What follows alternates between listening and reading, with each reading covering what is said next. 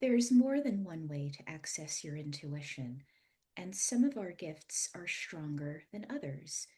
Hi, I'm Eleanor, and on this week's episode of the Intuition Lab, I'm going to be talking about the ways in which we can tune into our intuition, hear it in ways that don't involve hearing anything, how to develop your skills, and also a couple of unexpected effects of developing your intuition. So, first of all, how do you tune in? Some people have gut feelings, some of us just know things without any apparent reason. Some of us even smell or taste senses that relay information without having ingested anything or smelled anything. So it's important to know how you best access your intuitive gifts.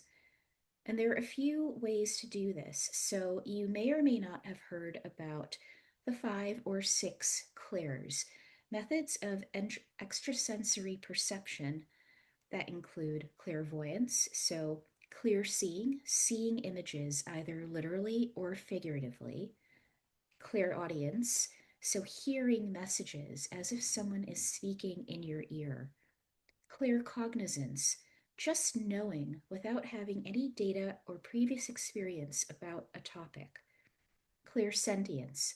This is a gateway for many of us. The gut feeling. You feel energies or emotions. You're good at reading the room. You're empathic. There's also a couple that I think are a little less common, so let me know in the comments if you have either of these. Clairgustance, which is tasting something without ingestion. So sometimes you will taste something like bitter, and I'll talk a little bit more about this later, but you can associate a taste with a certain event or a type of situation. And there's also clairalience, where you smell something associated with a person or a situation or a thing, like smelling cigar smoke when you're in a closed room and no one around you smokes, or smelling flowers when you're outside in the dead of winter. These are popular ways of using extrasensory perception to tap in. And I want to note that no sense is better than the other. And some of us just don't experience things in a particular way. Like, I am not a clairgustant, I do not taste things without having ingested something. Another way of accessing your intuition is through dreams. And I spoke about that last week in episode 22. Is it just a dream or is it your intuition? You can have precognitive, or I call them allegorical dreams, about situations that are happening in your life, have happened, or will happen. And it can be your mind's way of processing, or it can be your intuition's way of speaking to you at a time when you are incredibly receptive and less likely to discount what you receive because you're asleep. There are other ways of receiving information from your intuition, and that's through outer signs, literal signs. Like, you could be driving or walking and see a billboard or a sign on a building that has resonance for you. The usual, if you're looking for a sign, this is it, sort of a thing. It can be a book that someone recommends to you in passing or you see on a bookshelf. Or I've been in the library where a book just seems to fall off a shelf, and the topic or something related to the book is a message that I needed to receive. Also, animals crossing your path. I mean, most of us see animals or wildlife of some sort every day when we go outside, but sometimes you see an animal and it just has particular resonance for you. Um, like a certain color cat crossing your path. And by the way, I believe that black cats are good luck, so be kind to them. I had one, she was one of the greatest pets ever. Um, and you can look up these animal signs or visitations, if you will, online. And there are several great resources. I think spiritanimal.com, and I'm in no way associated with them, but I found that they often have, and a few other sites often have great information. So look at them and see, look across a few sites and see what resonates for you. Also, receiving random messages through others' conversations. So it isn't um, clairaudience in that it isn't as if you are hearing just a random voice speaking to you, but this is if you are in a public place and you overhear a snippet of a conversation and it is immediately resonant with you, or you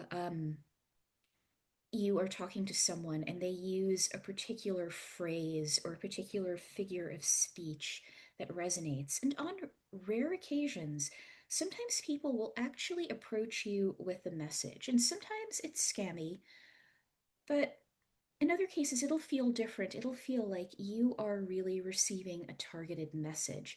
Now, I don't do that. Sometimes I feel that there are things I want to, that I'm bringing through, that I'm getting for someone, but that's because I am a medium. I'm getting information for someone and I perceive the best way to relate to them. So sometimes I work it into conversation, or if I can and it's safe, I am honest with them and say, look, I am getting a strong message for you. And if you would like, if you're open to it, I would like to share it with you. So sometimes you may receive information this way. I also want to share a quick, fun animal science story. So there is someone who is tangential part of my life who shows up in a sort of troublemaker energy. And often before she would come around, I live in an area where there are coyotes, but they don't often come into yards. And whenever she was going to come around, a coyote would just come to the edge of our backyard and look in. Or sometimes I would just see one running across the road or down the street in the neighborhood, and I just felt like, uh oh. So I just wanted to relate that. That's one of the ways in which animal signs can work. So then I've talked a little bit about four ways, well, more than that, but I'm putting all the clairs in one batch. You can tune into your intuition. It's time to determine which of your gifts are strongest. So for me, my first gifts, and these can change over time, and I will talk to you that in a little while, but my first gifts were clairsentience, so the gut feeling, and claircognizance, and then a distant third was clairaudience. So I remember when I was very young learning to tie my shoes. It took me a long time to do this. I was probably about 6 years old, and I was struggling. And I was just, sitting there trying to figure these tricky laces out when I heard a voice say, if you feel something on this side of your body, it means yes. And if you feel it on the other side of your body, it feels, it means no. So that is an early example of clairaudience. So, how did you receive intuitive information when you were a child? Did you just know things? Did you see things? Did you have precognitive flashes? How did that work for you? That is a great way to know. And to bring it into the present, think back about your most recent intuitive hits. How did you receive that information? Was it a song that streamed or you heard on the radio? Was it a billboard you walked or drove by? Was it a book? Was it a snippet of a conversation? Was it a bird or some other animal that came across your path? And I suppose plants could be included in that, especially if you see them in odd places. So I forgot to mention that, but I strongly believe that that is like a nature sign, a way of communicating with you. But in general, how do you receive the information? What methods occur most frequently? Do you hear things like something telling you don't do that? Do you just know it? Do you have gut feelings about people, like a physical response? That will give you real information. And as a secondary topic, related topic that I think I'll cover at some point in an episode, what subjects do you receive information about, intuitive information about most frequently and most accurately? Because some of us receive information on a wide variety of topics. I'm one of those people. Other people really hone in on like romance, family issues, health. Some people are medical intuitives or medical mediums. I am not one. But, you know, so I would say, how do you receive it? And just for personal interest, for your personal interest and edification, what do you receive the most pointed information about? What topic? And it can be current events, it can be weather. That's a really powerful one. It can be traffic, either foot traffic or how busy a location you're headed to will be, just things like that. And I would say some people, if you feel like you're a topic specialist, you tend to receive information around 1 to 2 topics. So that we've talked about how you tune in and which of your gifts are the strongest, let's talk about how to develop them. So there are some things that you can do specifically for each type, but I just wanted to provide like a general template for improving your intuitive gifts. So, first and foremost, get into your own energy.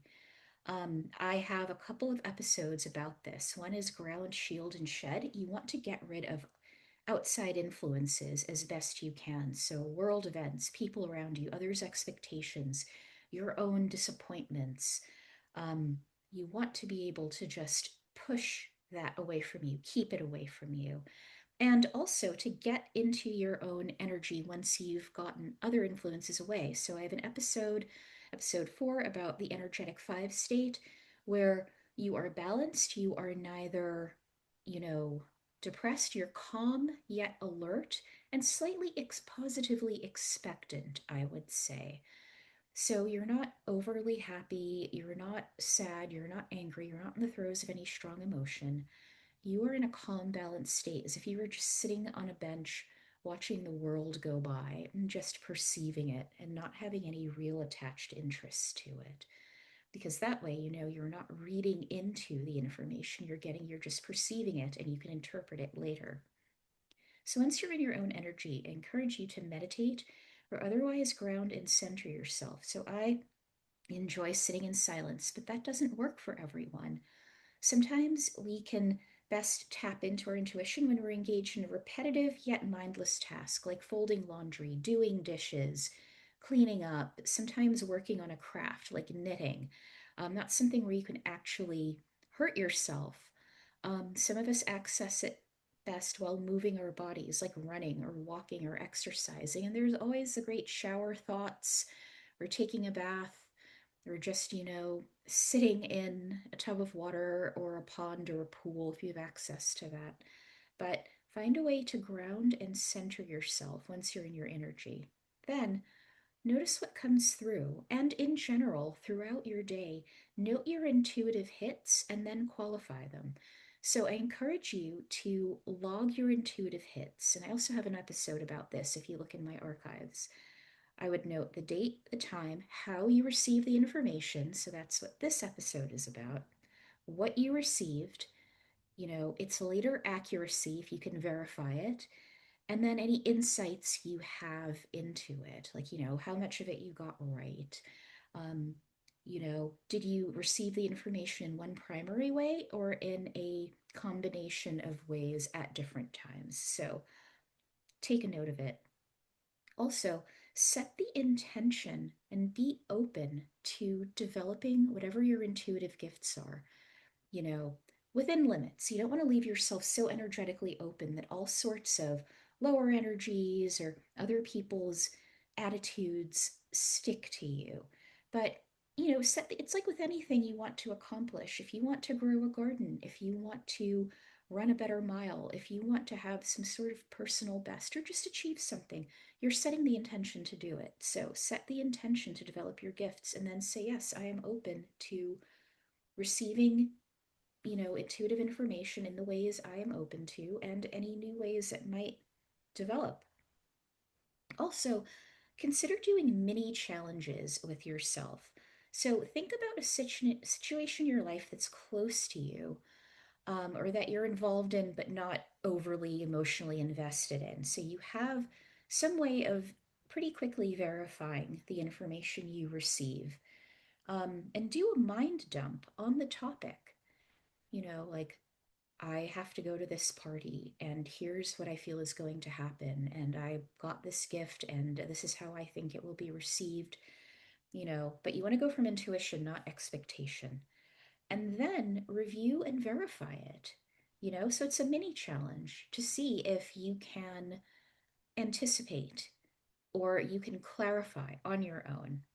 And then once you have confidence doing that and you feel that you're reading things well, you're receiving the information you need to receive about a situation in the particular ways you are best able to, repeat it with situations that you are less close to or affected by, maybe a current event, maybe a building going up in another town. Maybe you have a feeling about it like, I don't think it's well made. I think they're going to have structural issues. Or I think that it's going to sit empty, or I think it's going to sell out, or I think this store is going to move in there, or I think, people will love living there. Just do little challenges just to sort of flex your muscle because that's what you're doing here. Intuition is a muscle, it can be developed. Um, it's like a muscle, rather. It isn't a muscle, but you get what I'm saying. Also, note patterns and associations. Do you have a particular feeling or smell, or do you see a symbol or hear a noise? Um, Whenever something's about to happen, like I mentioned, the coyote showing up for a certain person, or you have a certain feeling in your gut when you know that something isn't going to work out for you, a particular feeling, or you might have a particular feeling in one part of your body if it's a no versus a yes. Um, you really want to note that, and you can just log it too. See, because what you want to do is you want to correlate your own unique signs and ways of receiving information with a specific type of event, feeling, or situation so that oh, well, if I smell this, I expect that this will result. If I hear this noise, or, you know, if I have this particular feeling, then this will happen, or more than likely, this will happen. And more than anything, keep practicing. Like I said, intuition is like a muscle, it can be built. Some of us have more natural aptitude for certain modes of connecting to our intuition. But we all have access to these gifts, and they are gifts. I think it is the universe's way of giving us, if not cheat codes, just some free passes almost to help ease us through life. Because let's face it, life on this plane of existence can be very challenging. So we are given gifts to help us better navigate these situations. And I mentioned at the beginning that there are these knock on effects of developing your intuition, sort of like an unexpected result. And I find that as you focus on and build your primary gifts, secondary gifts will also come to the fore, or often come to the fore. I mean, like I mentioned earlier, I was primarily clairsentient, so I would have gut feelings, very empathic, and claircognizant. I would just know things, like know the answers to tests, know what would happen. And I had a distant third clairaudience. But the more I have leaned in to working with my gifts, and this is, I could say all my life, but definitely in sharp focus for the past 20, well, probably 20 odd years by now, um, I have become pretty clairaudient, and my clairvoyance has gone from just seeing, you know, symbols, abstract symbols related to something, to more often than not getting clear images of things. So it's sort of like people who have one creative skill. So people who paint sometimes write, or sometimes people who are photographers sing. I think, the developing those neural pathways just feed others that are related to creativity or a specific topic. I just pull out creativity because I know people that are sort of multi creative and truly masters of a couple of artistic disciplines because they focused on one and the other just opened up. It's pretty amazing. The one I see most often is writing and photography. You start as a writer, photographer, start as a photographer, become a writer, vice versa. Um, oh, losing my place a little. But you may find that your primary gifts either become stronger, and sometimes they're there, but they don't fall to the wayside, but they take a back seat. I mentioned that I just naturally had a lot of empathic feelings. And that can be overwhelming. And I found that over time, and for me, this was conscious development as well, that the pure empathic part of it has moved to the back burner a bit. It's there, but it's not my primary way of engaging anymore. I tend to engage um, claircognizantly and clairvoyantly and clairaudiently, but the feeling is always there. It's pervasive, but I have sort of abstracted that a bit because I would find it overwhelming. But it's really just like my first line of intuitive knowing, I would say. um, so, yes, now that I have talked about all of that, which of your gifts will you develop? Which do you feel are your natural gifts, your primary methods of connecting to your intuition? Please let me know in the comments below. I am so curious about this. I would love to see everyone in this plane of existence develop their intuitive gifts because I feel it would just help all of us live more ease filled lives. So, once again, thank you so much for listening. If any of this has been helpful, please subscribe, leave a comment, rate the podcast, and if you're watching this on YouTube, please like, subscribe, and comment.